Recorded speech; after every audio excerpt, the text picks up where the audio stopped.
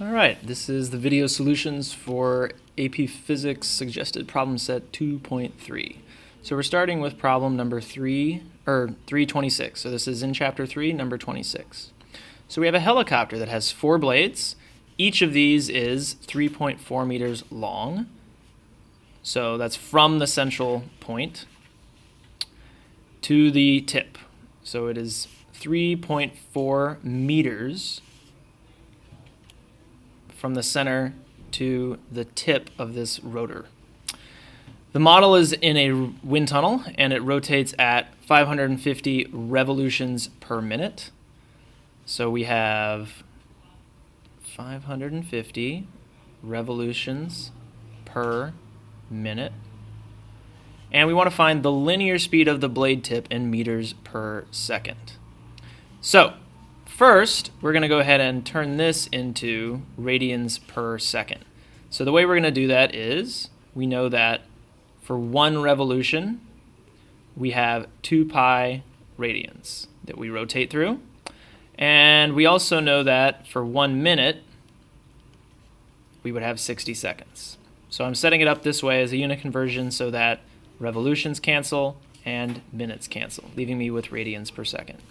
So, taking this, putting it into a calculator, you just have 550 times 2 pi divided by 60, and you get 57.5959, and I'm not going to round, and that's radians per second.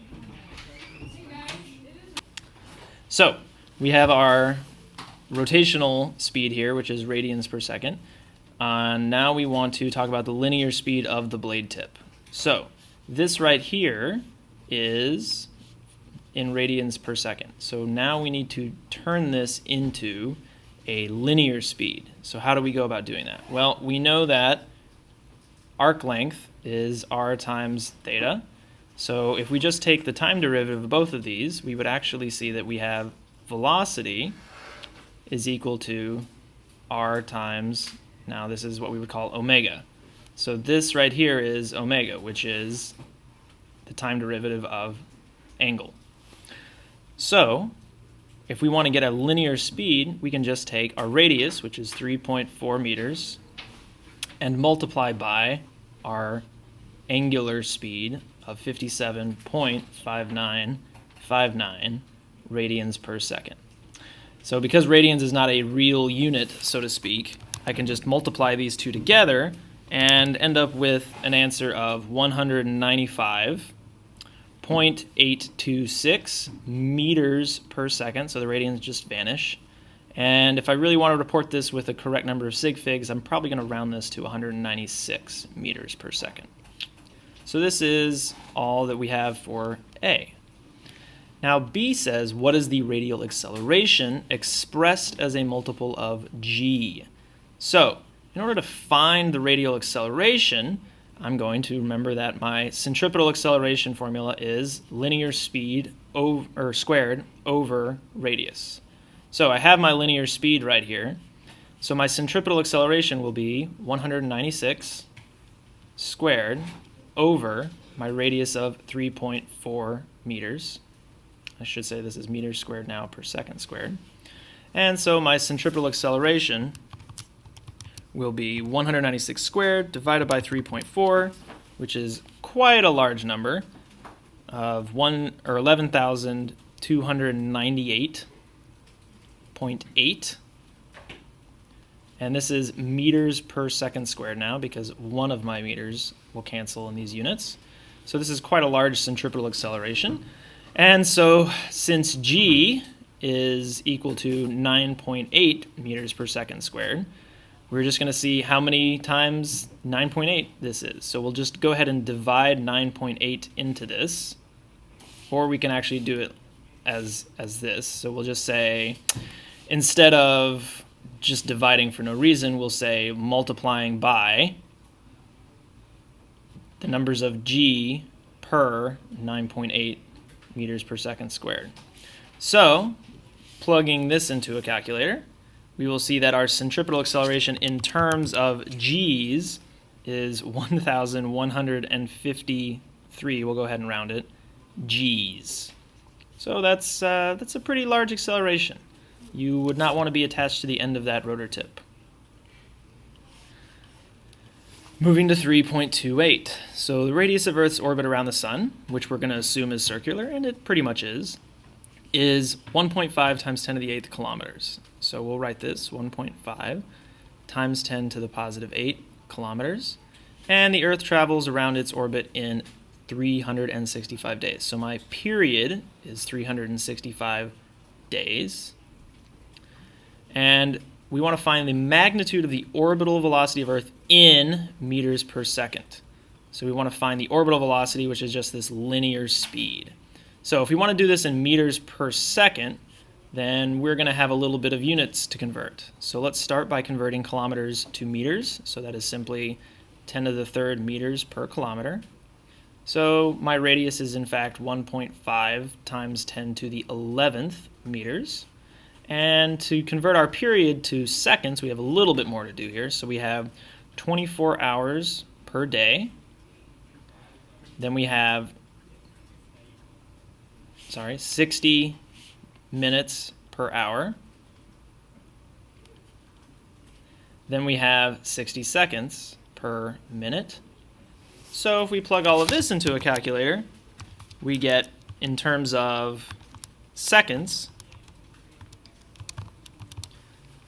3.1536 times 10 to the 7th seconds. So I'm going to write this in scientific because there's a lot of zeros going on here.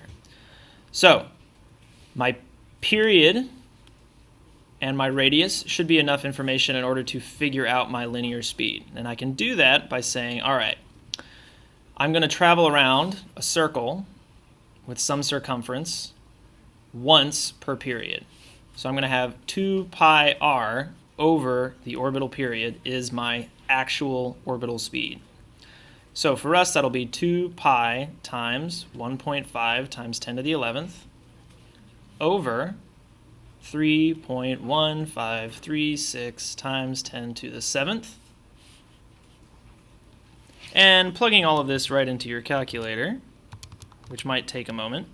Don't forget to use the double E button here to use quick powers of 10. I end up with an orbital speed of 29,000, we'll say 900 meters per second. So there you go. Now, for B, it says, what is the radial acceleration of the Earth toward the Sun? Well, if we're traveling around the Sun with this velocity, then our acceleration that points toward the center is our centripetal acceleration. So this is just our v squared over r. So for us, that's going to be this 29,900 meters per second over the radius, our orbital radius, in meters, which is 1.5 times 10 to the 11th power. So our centripetal acceleration, or the acceleration of Earth toward the Sun, is the 29,900 squared divided by the 1.5 times 10 to the 11th, or a very, very small 0.00596 meters per second squared. Now, we can go ahead and do C for planet Mercury, but I'm going to skip over talking through it because it is the exact same process. The values here that we find for Mercury are a slightly larger speed and a larger centripetal acceleration because Mercury travels in a tighter circle around the Sun.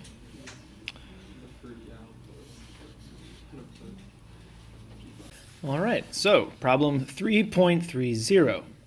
We have a railroad flat car traveling to the right at a speed of 13 meters per second relative to an observer standing on the ground. So we have velocity of, I guess we'll just say flat car, or maybe car. Let's do velocity of car with respect to observer is 13 meters per second. someone riding a motor scooter on the flat car, in the velocity for this is, or sorry, we're looking for velocity of the scooter relative to the flat car.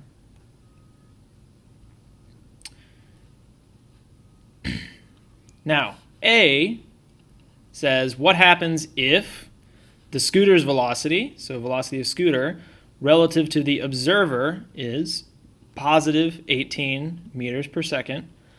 And then B, which we'll do separately, says what happens if it is velocity of the scooter with respect to the observer is a negative, because it's to the left, 0.0 meters per second. And then we'll hit C after those two. So, when we are looking for velocity of the scooter with respect to the flat car, we would want velocity of the scooter with respect to the observer plus velocity of the observer with respect to the flat car. This way our O's cancel out. So we have velocity of the scooter with respect to the observer, but we have the reverse of the velocity of the car with respect to the observer. So that means that we need to say that the velocity of the observer with respect to the car is the negative of the velocity of the car with respect to the observer, or in this case, negative 13 meters per second. So the velocity of the scooter with respect to the car is going to be 18 meters per second plus a negative 13 meters per second. So the velocity of the scooter with respect to the car is just positive 5, or 5.0 if you want to use significant figures, meters per second. Now, for B, we're doing the exact same process, except with a different value of the velocity of the scooter with respect to the observer. So the velocity of our scooter with respect to the car will be, in this case, negative 3 meters per second, plus, again, a negative 13 meters per second. And so the velocity of the scooter with respect to the car in this case is a negative 16 meters per second. Now, for C, we want to know what happens if the velocity of the scooter with respect to the observer is 0. So in this case, we're just going to set it up the exact same way.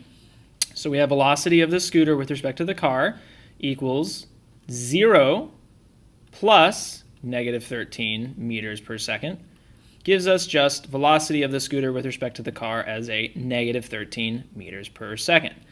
So just looking at these and looking conceptually how they work, right? The last one makes a lot of sense, because if the scooter is stationary with respect to the observer, then he is going exactly the opposite speed of the car with respect to the observer. So there you have it. Questions 35 and 36 are linked together, so we will do both of them somewhat together. So we have a river that flows due south with a speed of 2 meters per second. So we have a river that is going due south with a speed of 2 meters per second.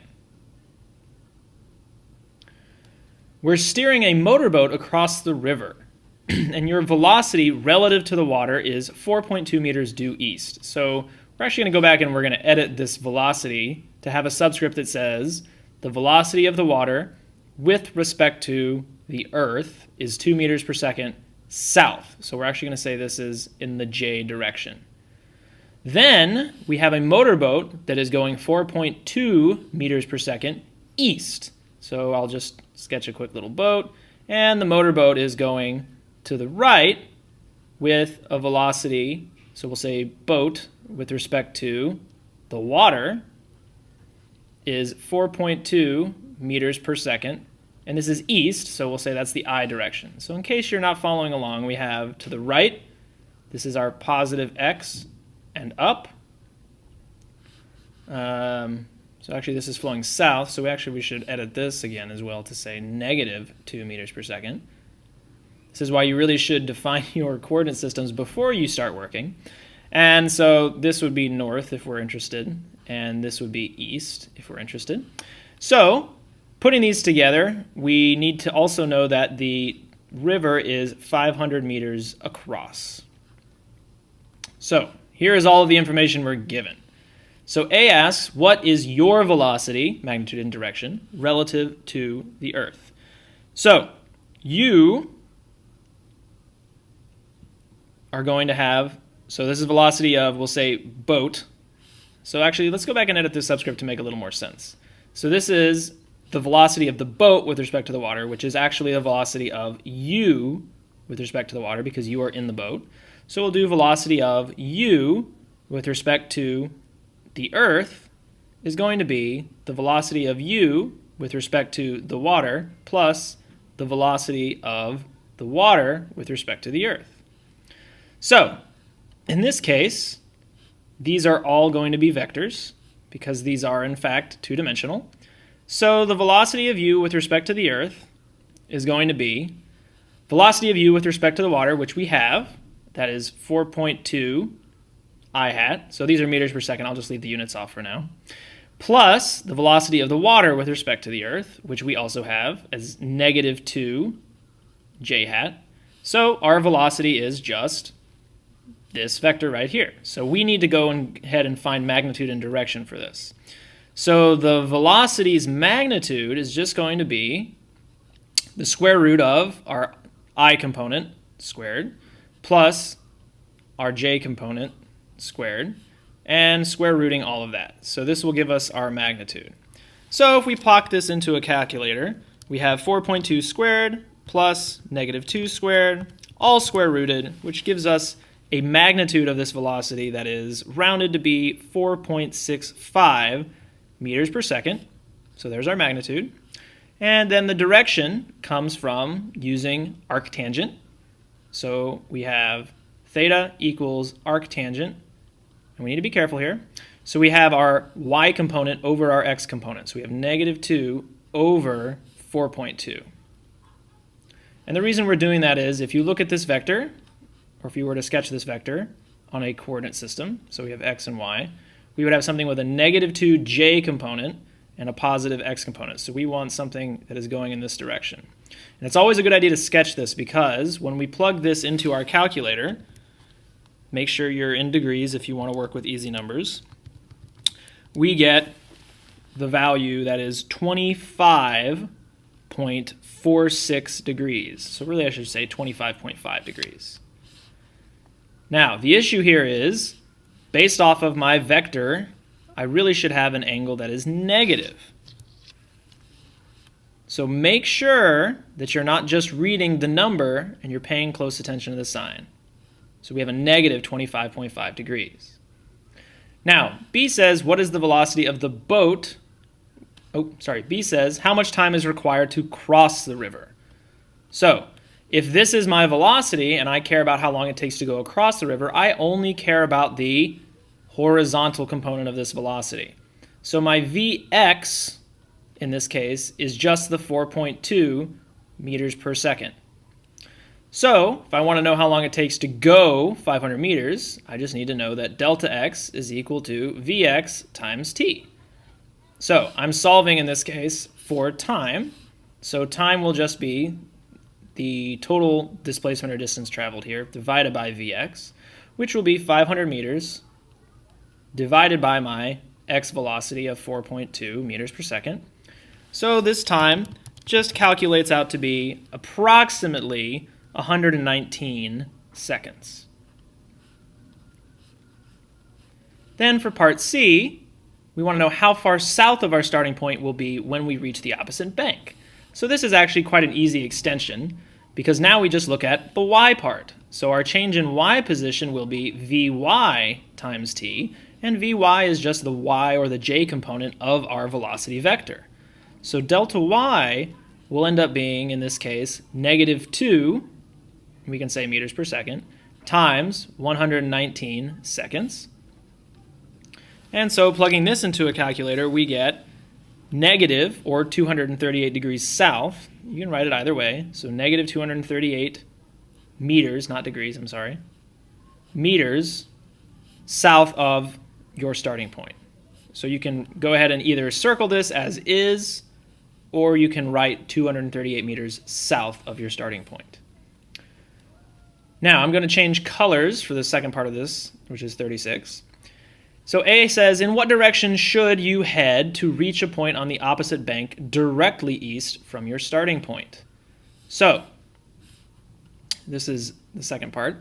So now we want to go across,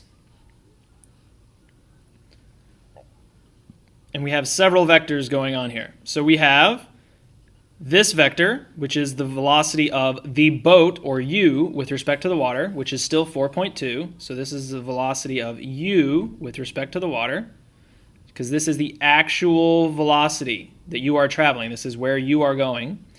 This right here is the velocity of the water with respect to Earth.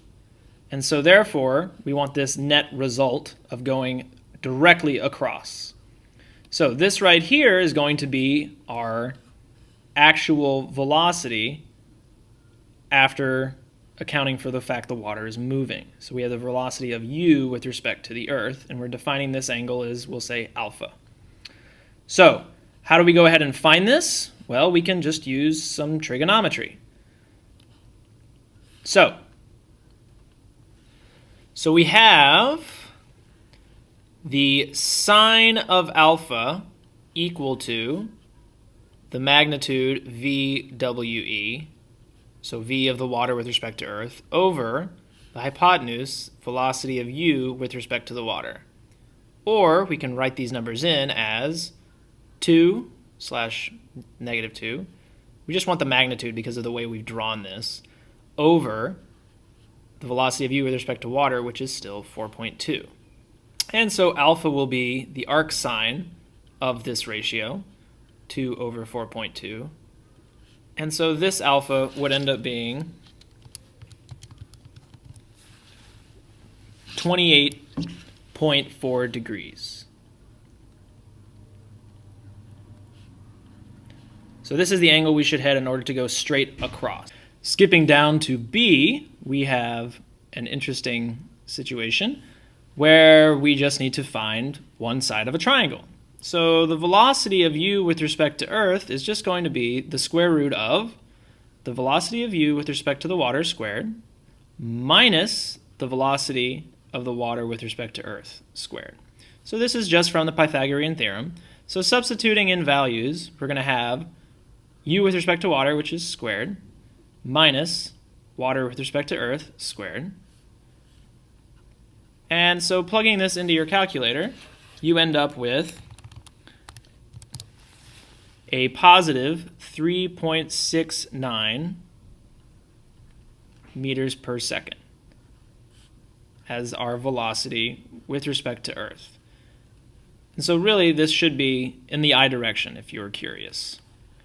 Now the last bit is how much time is required to cross the river. So we have still the same 500 meters, but we have a different velocity. So this is the I direction, or in the X direction if you're curious.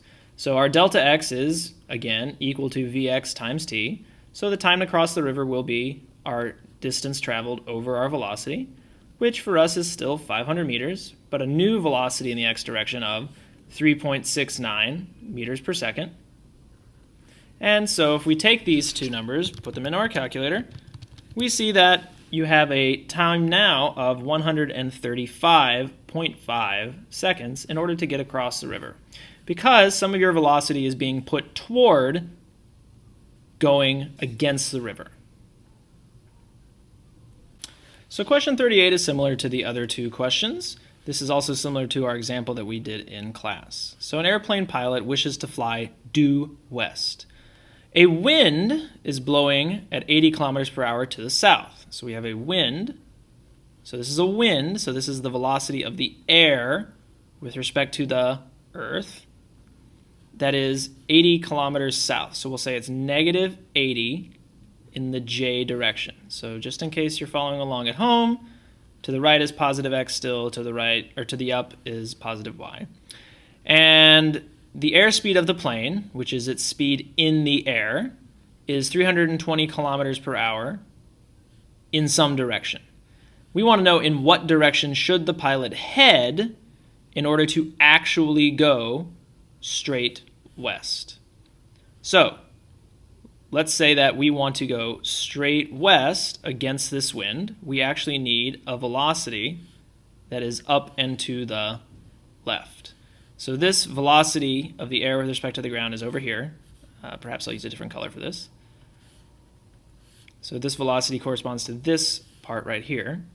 And the velocity of the plane relative to the air, so we'll say plane relative to air, is going to be 320 kilometers per hour at some unknown angles. So this time we'll go ahead and use a different one. We'll use beta. So this, we don't know necessarily in a direction. So this one, we have a direction, the velocity of the plane. We don't necessarily know the direction. We just know the speed. So this is about all the information we have. And so we'll just do what we have seen before.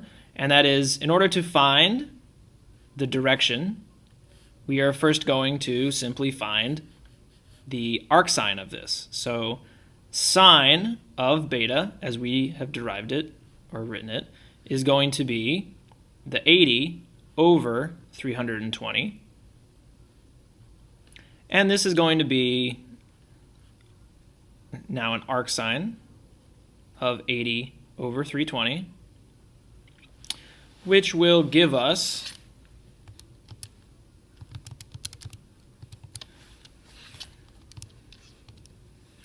an angle of 135.5 degrees.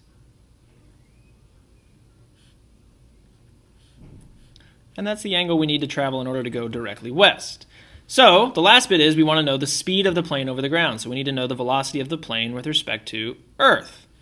So here's my vector diagram. I've already got this. But the velocity of the plane with respect to Earth, this is a vector, is going to be equal to the velocity of the plane with respect to air plus the velocity of the air with respect to Earth. So, in this case, I have a very interesting situation, but what I need to know are a couple things. So the velocity of the plane with respect to Earth, so this is part B, the velocity of the plane with respect to Earth should be 100% in the I direction. So what does that mean? Well, that means that the velocity of the plane with respect to Earth is made up of two components.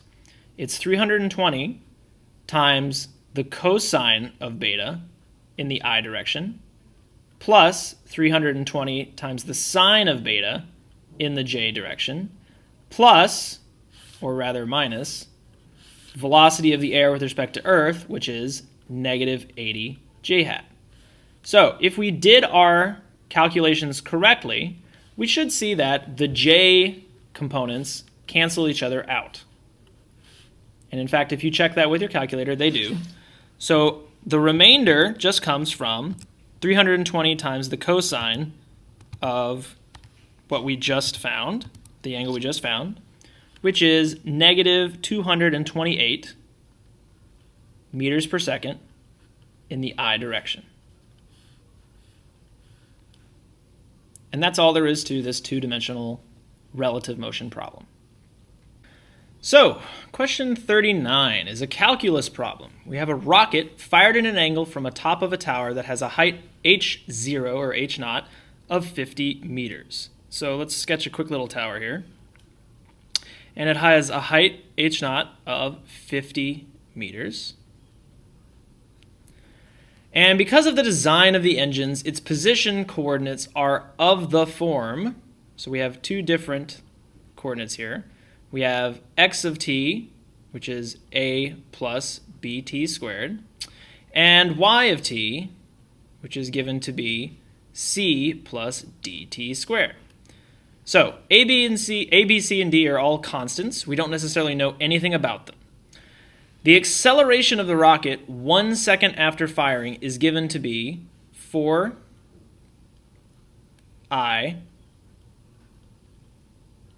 plus 3j meters per second squared. And we're going to take the origin, it says, to be at the base of the tower. So we'll say it starts right there. So this is our origin. So we'll say this is our positive y, this is our positive x. Now, we want to figure out the constants A, B, C, and D. So how do we go about doing this? Well, we know a couple things.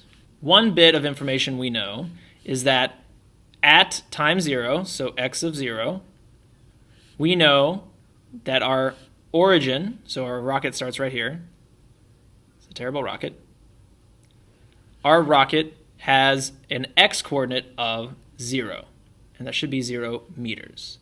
We also know at time 0 that our y-coordinate would be equal to h0 or h0, which is 50 meters. So what we're actually going to do is we're going to do some integration. So using our acceleration vector, we're going to work backwards. So ax is equal to 4 in this case. So if we integrate with respect to time, we're going to see that this will equal our velocity in the x direction, which is 4t. And then we go one more step, and we say the integral of velocity with respect to time is going to be equal to just x of t, which is going to be equal to, in this case, 2t squared. So, what information does this give us? Well, we have unknown constants here. So technically this one should be plus, so we'll say this is C1. So we'll say this is C1t plus C2. And then we know that from this information right here, which are our initial conditions, we can find the values of these constants.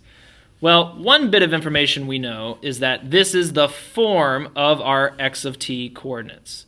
So if we have x equals 2t squared plus c1t plus c2, this middle term does not exist as it has been described to us.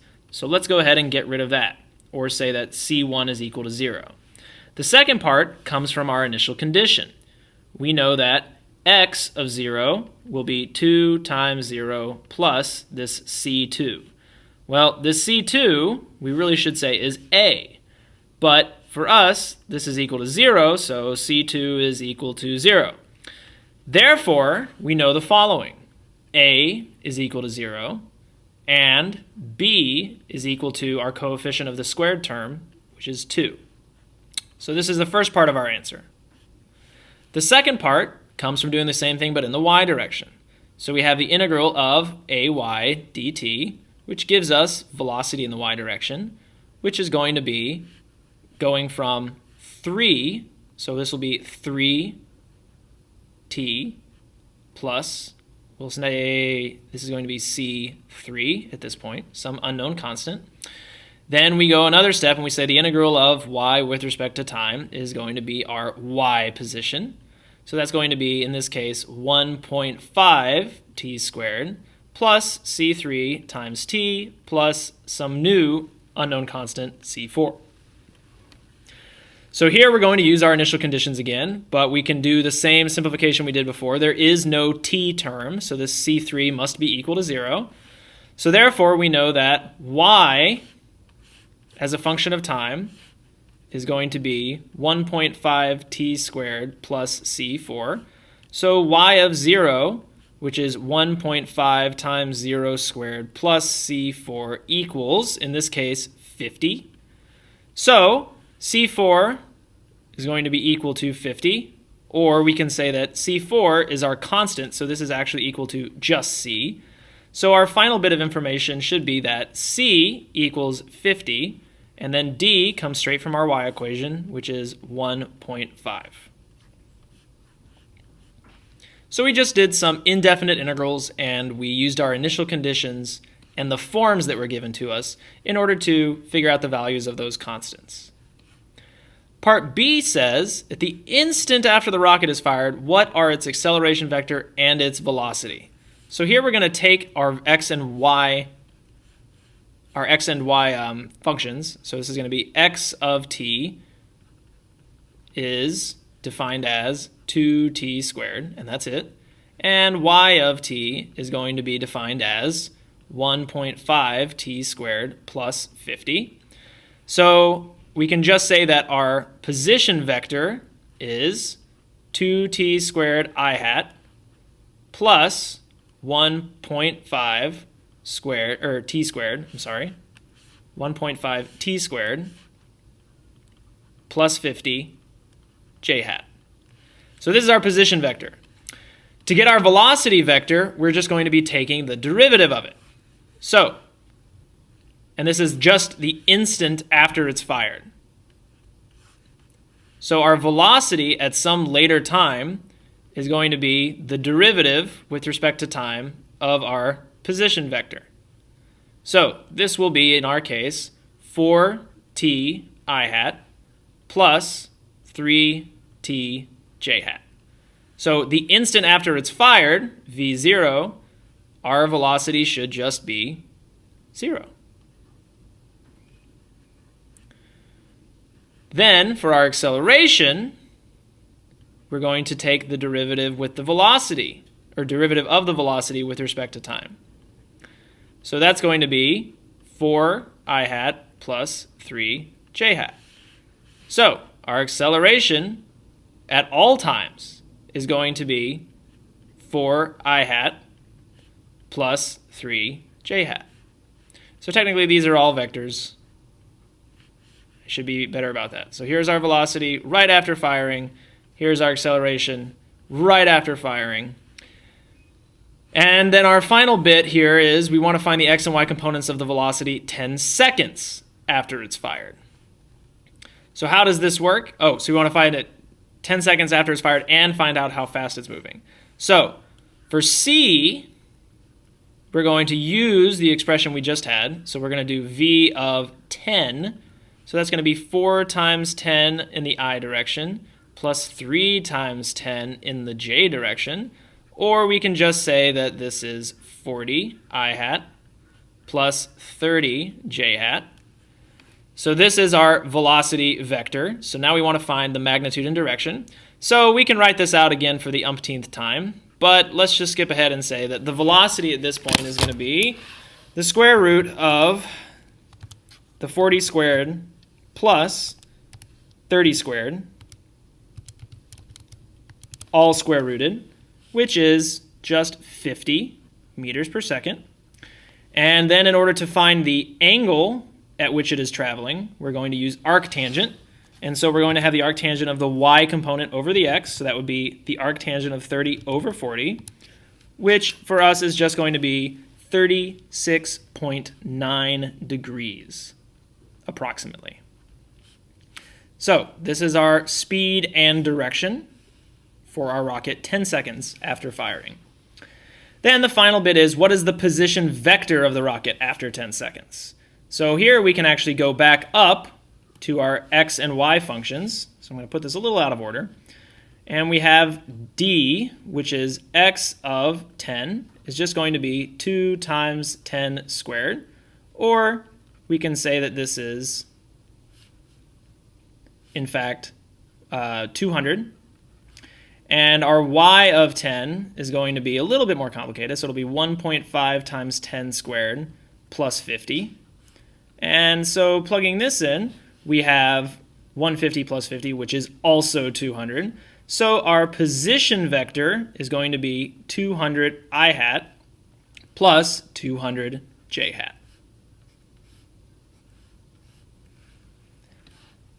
So that's all we have to this particular problem. It's a little long, but not too terrible. Question 41. So we have a position vector that is given to be bt squared I plus ct squared j. And b and c are some positive constants. We don't know what they are. So this is a somewhat symbolic problem. So let's go ahead and just go through it slowly. So rewriting my vector as given, I want to find when the velocity vector makes an angle of 45 degrees. So let's think about this very quickly, just in terms of the calculus. In order to get the velocity vector, I'm going to want the time derivative for my position vector. So I'll just take the derivative of each term. So for this first term, it's going to turn into 2bt in the I hat direction, plus, for for the j term, 3ct squared in the j direction. So this is our velocity vector. Now we want to know at what time does this make an angle of 45 degrees. So how do we find this? Well, we have two components. We have a component in the I direction, which is 2bt. We have a component in the j direction, which is 3ct squared. So we just want to find what angle, so if we redraw this as a triangle, what angle will cause this, or sorry, what time will cause this angle between these two vectors to be 45 degrees. So we're going to say, all right, the tangent of 45 degrees, so we don't need the theta, we can just say tangent of 45 degrees, equals the ratio of 3ct squared over 2bt. So we have a little simplifying that we can do here. We can get rid of one of the t's, and we can also go ahead and say tangent of 45 degrees, which is 1, is equal to 3c over 2b times t. So if we want to know what time this occurs, solving for time here, we just see that it is 2b over 3c. So it depends only on these constants. It's 2/3 times the ratio of b over c. So this is a symbolic problem.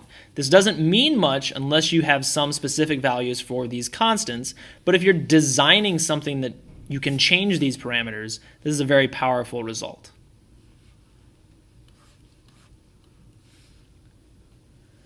Question 43. So a test rocket starting from rest at point A is launched by accelerating along a 200-meter incline at 1.9 meters per second squared. The incline rises 35 degrees above the horizontal, and the instant the rocket leaves it, the engines turn off, and it is now in free fall. So A, we want to find the maximum height above the ground that the rocket reaches, and B, we want to find the horizontal range beyond point A, which is important. We'll look to that later. So the first bit is we need to know how fast is it going once it leaves this thing. So we have at this point a similar triangle, 35 degrees, and we'll call this our v naught, and it will be a vector because it will be pointing at 35 degrees. So we want to figure that out from just one-dimensional kinematics. So we'll say delta x is equal to v naught xt plus 1/2 at squared in the x direction. And we don't actually need to know this because we want to find v naught. So let's axe that equation and use our third kinematic equation, which is v squared equals v naught squared plus 2a delta x. Our delta x in this case is not in the x direction, but it doesn't matter because we don't have any other direction that we care about for this first part. So delta x will be 200, and a will be 1.9 meters per second squared. So our velocity will just be the square root of 2 times a delta x because v naught is 0. So our velocity ends up being the square root of 2 times 1.9 times 200. So this velocity, which is really our v naught, is going to be, I shouldn't do it that way, I should leave it as this, because this is just for the first section, is just going to be 2 times 1.9 times 200 square rooted, which is 27.5681 meters per second.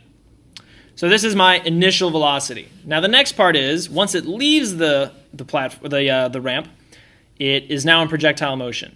So we want to find the maximum height that it goes above the ground. So let's think for a second. I'm going at some v of 27.5681. So now this is my v naught. So this was all part 1. This is when it was on the ramp. Now we're at part 2, which is where it's in the air. So this is at an angle of 35 degrees. So here's where we have a two-dimensional problem. We want to break this into two one-dimensional pieces. So let's go ahead and do that. V naught x is going to be v naught times the cosine of 35 degrees. So v naught x will be 27.5681 27.5681 times the cosine of 35 degrees. So our V naught x will be 22.5825. And that's meters per second. And we'll do the same thing in the y direction. So V naught y is going to be V naught times now the sine of 35 degrees. So just be careful how it's defined. So V naught y is going to be, I'm going to go ahead and skip the substitution step. And we'll just say that it is the 27.5681 times the sine of 35. And that turns out to be 15.8124 meters per second. So that's our y initial velocity. And now we want to find a. So we finally gotten to the point where we can figure out a. So a says, what is the maximum height above the ground that the rocket reaches? So we have 2 bits to this. We have to make sure we consider 1 and 2. So the first thing we'll do is we'll say, okay, for V, we'll do part 1.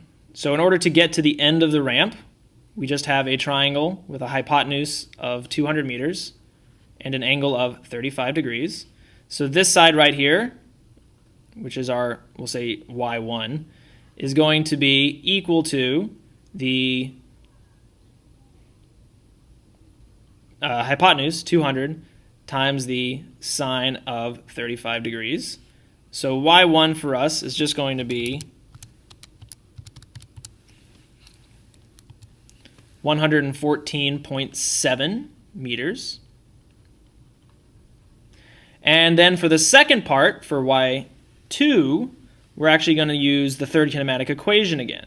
So v squared equals v naught squared plus 2a delta y in this case. So this is all for the y direction. So in order to get to our highest point, we know that our final velocity will be 0. So we have 0 equal to our y velocity initial, which is 15. Actually, I'm going to solve this algebraically first. We have, if we're solving for our delta y here, we have negative v naught y squared over 2a. So now we can substitute in. We have negative 15.81, I'll just leave it like that and square it, over 2 times our acceleration of gravity, which is 9.8. So our delta y in this case is going to be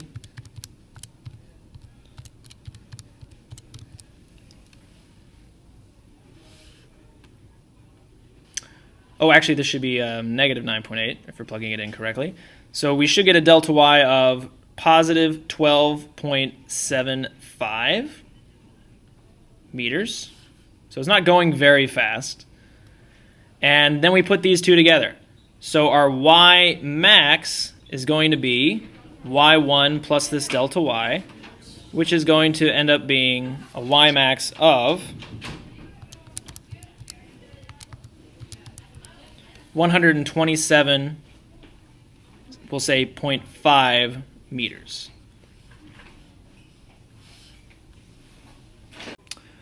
Okay, now part B says find the rocket's horizontal range. So we're going to say for part B, we need the x coordinate for our initial triangle. So with a hypotenuse of 200 and an angle of 35 degrees, our x1 will just be 200 now times the cosine of 35 degrees. So our x coordinate when we go off of the cliff is going to be 200 times the cosine of 35, which is 163.8 meters.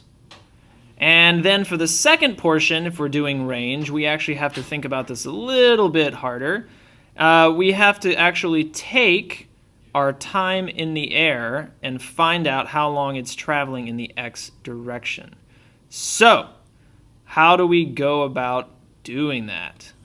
Well, we now need to figure out its y equation for motion. So how do we go about doing that? Well, our y is going to be equal to y1 plus v naught y times t plus 1/2 acceleration in the y times t squared. So our y1 is exactly the y1 we have here, and our y0, or our final y, is going to be 0 when it hits the ground again. So we have y1, which is going to be 114.7 meters. Our v naught y we found up here to be 15.8 approximately meters per second times t. And our acceleration in the y direction we'll say is 1/2 of 9.8, which is negative 4.9 t squared. So now we're going to use our calculator to solve this quadratic equation. So we get two values for t here. We get t equals negative 3.5, which we don't want to use because this happened before the rocket was launched. And we have, so this is t1, and then our second time is 6.712 seconds, which we will use. And so now this is the time that it takes for the rocket to hit the ground. So our x2, or our delta x2 in this case, is going to be equal to our v naught x times the time we're in the air. So this is going to be equal to our v naught x, which we found earlier to be 22.5825, times the time that we're in the air, which is 6.712 seconds. And so our delta x is going to be 151.6 meters. And so our actual x max, which is our range, is going to be equal to our x1 plus this delta x. So our range will therefore be the 151.6 plus our 163.8, or 315.4 meters. So this is all about splitting it up into the pieces you can do. So for the final problem, we have a movie stunt woman dropping from a helicopter 30 meters above the ground. So I'm saying I am 30 meters above the ground. And we are moving with a constant velocity whose components are 10 meters per second upward and 15 meters per second horizontal and toward the south. So I'm going to go ahead and say that this is, if we're thinking about this, let's just say south is to the right. So this is south. So our velocity has components that are Vy, which is equal to 10 meters per second, and horizontal Vx, which is 15 meters per second. So where on the ground, relative to this position for the helicopter, will she land? Now, in order to do this, we have a couple different things going on. So this is really a projectile motion question with some initial velocities. So as soon as she leaves the helicopter, she's going to have the same velocity as that helicopter. And so our v naught y and our v naught x are these two values. So we are going to go ahead and say that the helicopter is gone, and all we need to worry about is the woman. And so we're going to worry about her x motion and her y motion. So let's go ahead and look at her y motion first. So her y position will be given by y equals y naught plus v naught yt plus 1/2 ayt squared. And then plugging in some of these things, we know her y position will be given to be 0 at the end. So by the way, we're figuring this out so that we know how far she moves in the x direction. We need to know how long she's in the air. So her y naught will be 30 meters. Her v naught y will be given as 10t plus, well, actually, we'll go ahead and use negative 10 for our acceleration due to gravity. So we'll do minus 5t squared. And then we will go ahead and solve this for t. And so we will get two t values. So we have one value that is negative 1.6, so we're not going to use that one. And then our t2, which is 3.646, we'll say seconds. So she is in the air for 3.646 seconds. Then she has some horizontal direction velocity, which is 15 meters per second. So she will be moving at a in the x direction at v naught x t plus 1/2 ax t squared. So of course our ax is 0. So we just have our v naught x, which is 15 times t. So that will be 15 actually times 3.646. So 15 times 3.646. And so if we plug that into our calculator, we get an x position of 54.69. And that's 54.69 meters. So where on the ground relative to the helicopter when she drops should the stunt woman place foam maps? So if this is our helicopter's position, we want to have mats that are actually 54.69 meters to the south from where our helicopter was in order to not die. So for the graphing portions, so this is B, we're going to draw a position for both directions, X and Y graphs of motion. So let's start with our X of t graph. So we'll have a plot where we have X of t. And so let's go ahead and define this as, all right, here's south. So we don't actually need to look at this, if that makes any sense. This is kind of our answer, but it was just specifically in the southerly direction. Our x direction is just going to be a constant 15 meters per second for a total time of 3.46 seconds. So we're going to have something that looks like a straight line with a positive slope, where we should end up at about 55 meters. So this is meters. And in the time we should have here is our 3.646 seconds. So our y direction motion is going to be similar, except we do need to actually look at it in positive and negative. Or I guess we don't actually need to do it in positives and negatives, making this more complicated than I need to. So we'll just say it's all positive. So here's our time in seconds, here's our y.